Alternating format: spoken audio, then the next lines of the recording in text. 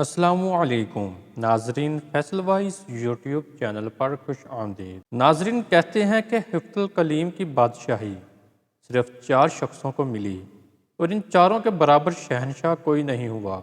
2 مسلمان ان میں حضرت سلیمان علیہ السلام اور دوسرے سکندر ذوالقرنین تھے، اور 2 کافر، ایک نمرود بن کنعان اور دوسرا بخت نصر۔ ان چاروں کو حفظ الکلیم کی بادشاہی حاصل ہوئی تھی۔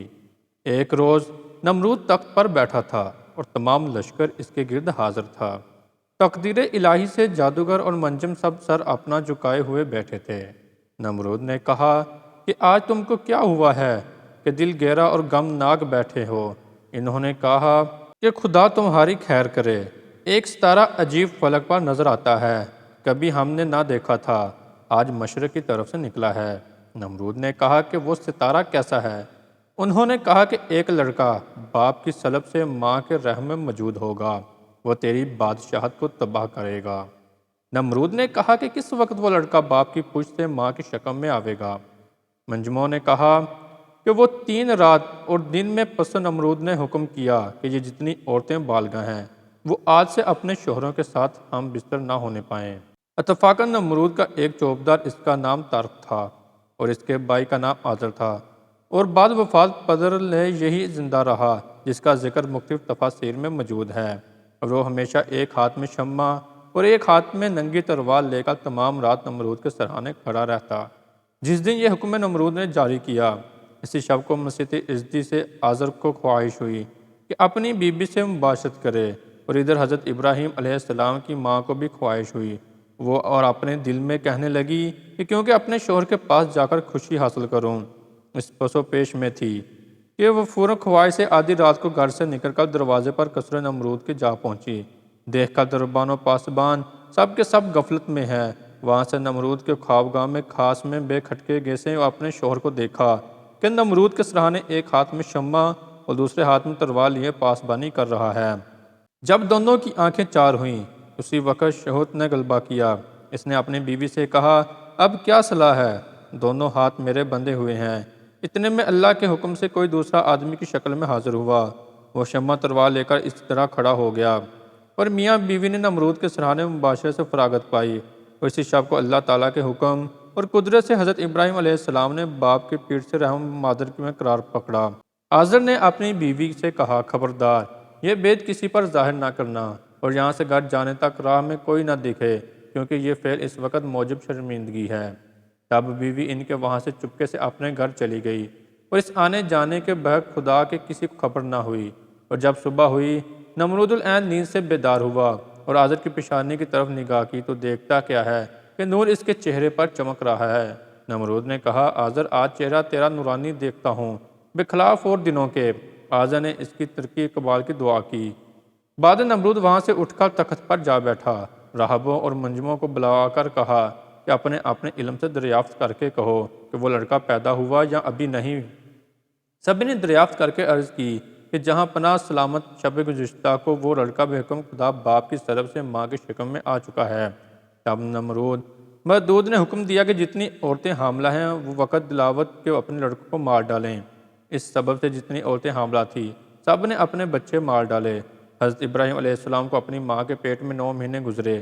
تب ان کی ماں نمرود کے خوف سے اور بچے کی محبت سے گھر سے خاموشی سے باہر شہر کی جا کر میدان میں ایک غار کے اندر جا بیٹھیں، اور وہاں حضرت ابراہیم علیہ السلام پیدا ہوئے۔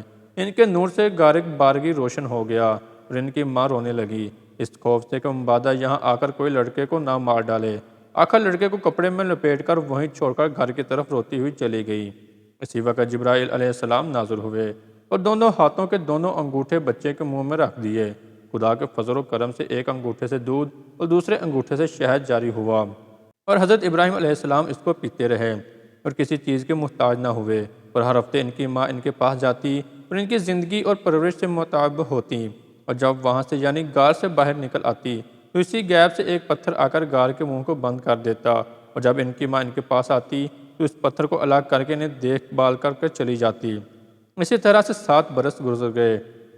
ایک دن حضرت ابراہیم علیہ السلام نے اپنی ماں سے پوچھا، امی من ربو کا ترجمہ، اے میری ماں، تمہارا رب کون ہے؟ وہ بولی، تیرے باپ ہے جو مجھے کھانے کو دیتا ہے۔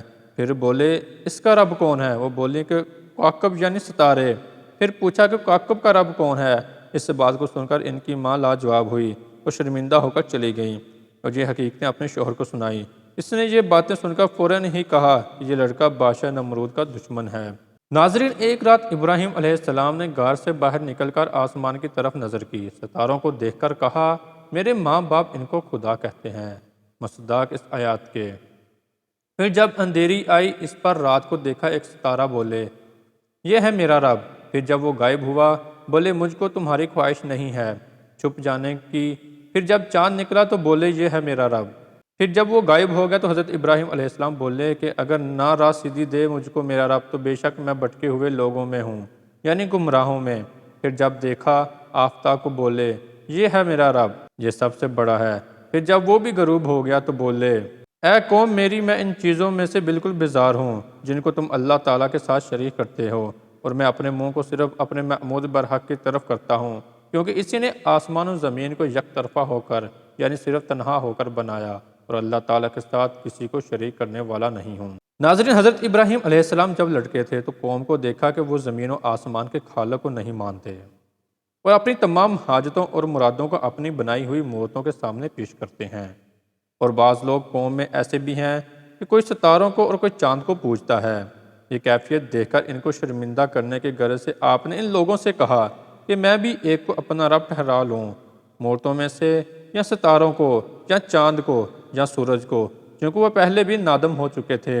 اور ساری قوم حضرت ابراہیم علیہ السلام سے ناراض تھی، چنانچہ حضرت ابراہیم علیہ السلام نے ان کو لاجواب کرنے کے واسطے سب سے پہلے ایک ستارے کو اپنا رب ٹھہرایا، لیکن وہ کچھ دیر بعد غروب ہو گیا تو جانا کہ یہ ایک حال پر نہیں ہے اور کوئی دوسرا اس پر حاکم ہے، اور اگر وہ رب مستقل ہوتا تو اعلیٰ حال سے ادنا میں کیوں آتا۔